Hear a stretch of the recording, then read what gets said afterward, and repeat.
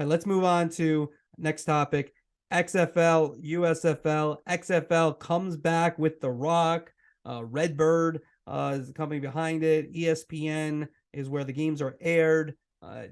XFL, I think did okay. I think I compared to the USFL in terms of when it is. I like that it starts the week after the Super Bowl. I think you have the momentum off the NFL.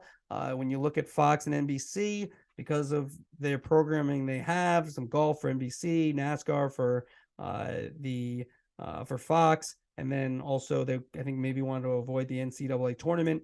They don't start till April, which I think would have been fine if there wasn't the XFL kind of going into that spot.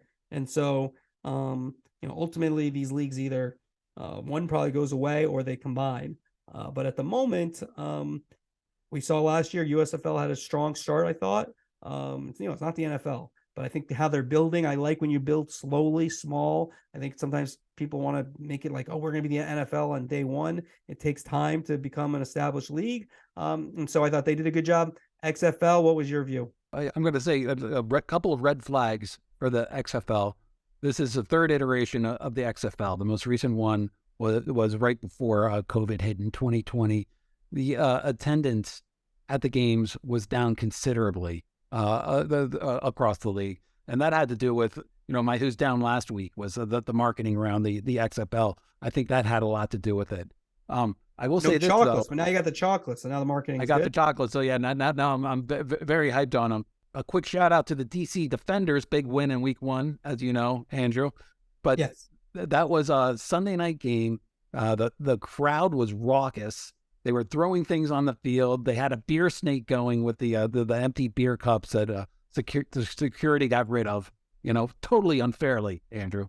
But the USFL last year, it was a successful start. They were in one market, so they were playing in an empty stadium, and you could just see with I only watched parts of that one game. I was going back and forth with the NBA All-Star game, and you could see how it's so much such a better TV product with the full roaring crowd in there. This year, of course, the USFL is going to be in 4 markets with its 8 teams. Presaging almost certainly for next year when it's going to be in 8 markets. So you're going to start seeing more crowds there as well. I thought it was a good start for the XFL, and I have no opinion on which one's going to win out. I mean, they both seem to be doing okay. I think the one thing that we do know for certain the NFL is watching, and so there's things that the NFL could borrow, not the overly gimmicky things.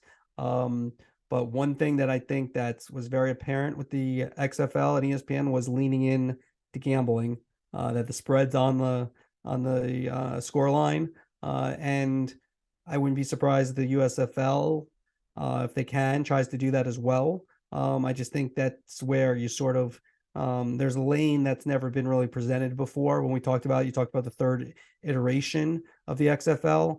Gambling is going to change things as it becomes even legal, even more states, more people are doing it.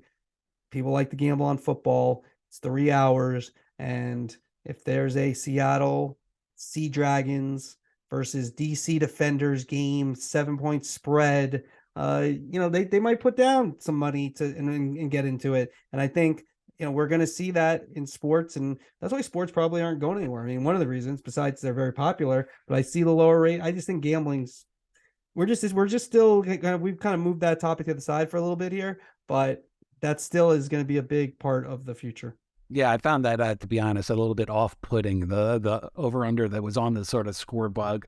I understand why they're doing it, but I don't enjoy seeing that. I want to opt in to gambling. I don't want it sort of, pushed out at me. One thing that the USFL pioneered last year, and the XFL did a really good job with this too, and something I hope the NFL adopts, replay reviews. They actually take the camera and the microphone so you see what the person doing replay is looking at, why they're looking at it, how they're making the decision, instead of going to the booth and having somebody speculate on what they might be looking at. And I think the way that they handle replay, which is like paint drying in the NFL, Yep, is something that works really well in those 2 leagues. And that could be adopted.